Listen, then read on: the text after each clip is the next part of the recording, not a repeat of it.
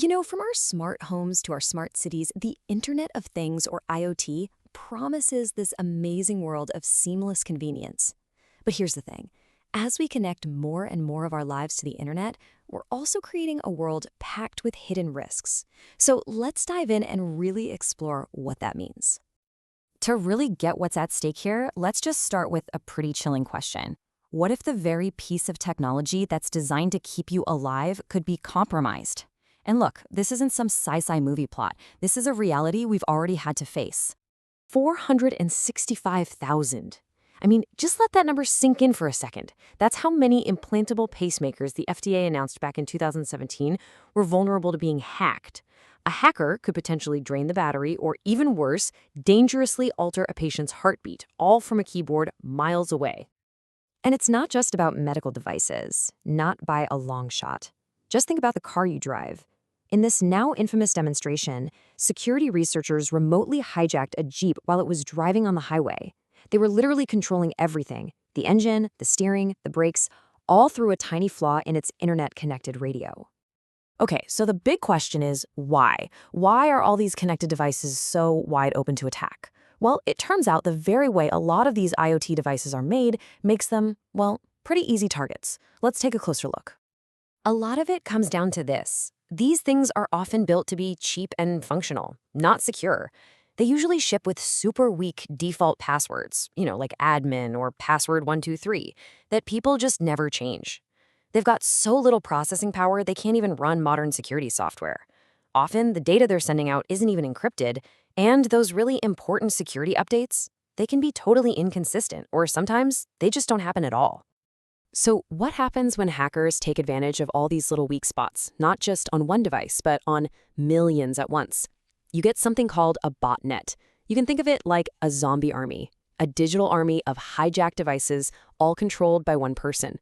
And the owners usually have absolutely no idea it's even happening. And the crazy thing about the Mirai botnet is how ridiculously simple its plan was. All it did was scan the internet for devices using those exact same factory default passwords we were just talking about, and boom, it infected them. It then gathered up the power of hundreds of thousands of these totally normal devices, everything from security cameras to home routers. And the result? It was chaos. In 2016, this botnet made of hijacked cameras and printers launched an attack so massive it brought down huge global services. We're talking Netflix, Twitter, CNN, all went dark. This was a massive wake-up call, proving that thousands of insecure little gadgets could cause huge global disruption.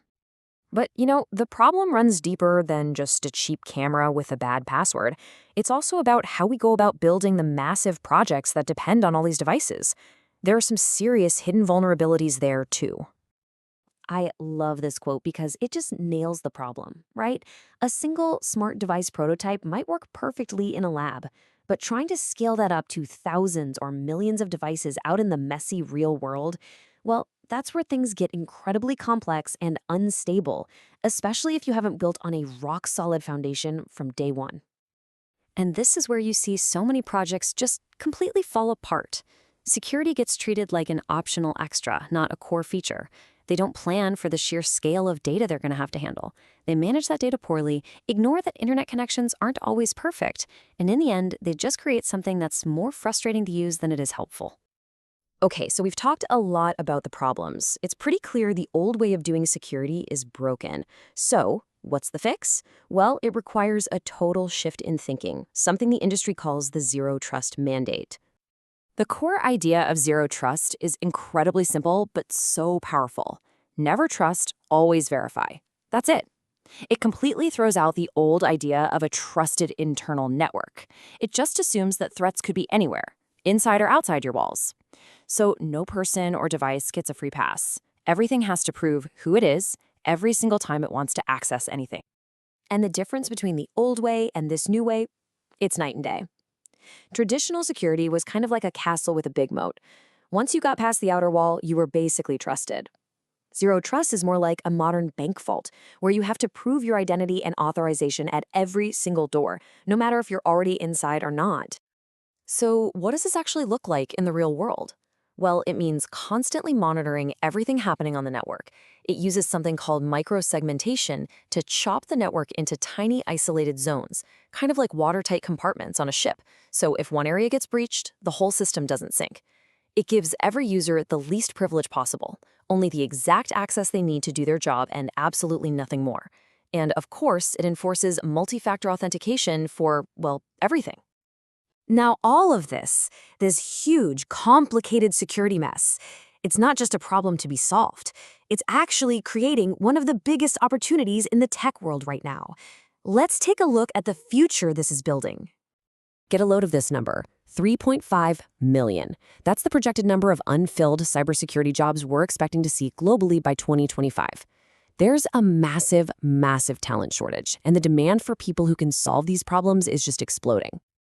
And that demand translates directly into some amazing career paths. You could start as an analyst on the digital front lines, move up to become a cloud security engineer protecting critical data, and go all the way up to a chief information security officer who sets the strategy for an entire company. The career path isn't just important, it's stable and very rewarding. This chart really says it all, doesn't it? On one side, you've got this massive, skyrocketing demand for skilled professionals. And on the other, the supply of experts is just way, way behind. It's a huge risk for companies, for sure, but it's a golden opportunity for anyone looking to build a career. And all this brings us back to one big final question. As the Internet of Things keeps growing, connecting everything from our toasters to our city's power grid, we have to ask ourselves, are we actually building a smarter world? Or are we just building a more fragile one?